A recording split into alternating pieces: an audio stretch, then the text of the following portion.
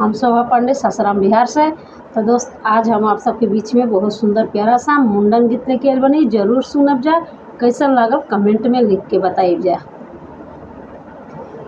चिट्ठिया जे लिखेली भाभी त देवे के ना, नद लगावा देवे के ना, नद लगावा हो ये नानाद बबुआ के हउए मुंडनवा सुबेरे चली अइहा, सुबेरे चली अइहानु हो ये ननदो बबुआ के हउए मुंडनवा सबेरे चली अइहा, सुबेरे चली अइहानु हो।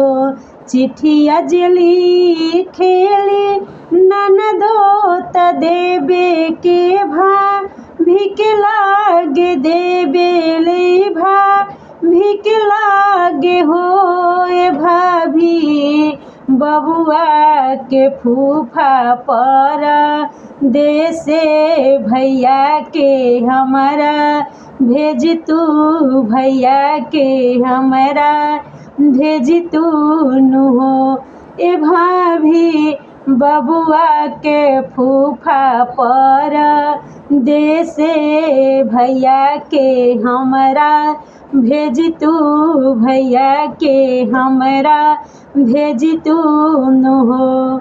भैया जे गइलेली यावना ननदिया चली अइली, ननदिया चली अइली नु हो ए भाभी बबुआ के हउए मुंडनवा कंगनवा हम बधैया लेबो, कंगनवा हम बधैया लेबो हो ए भाभी बबुआ के रोकबी बलवा कंगनवा हम बधैया लेबो, कंगनवा हम बधैया लेबो हो।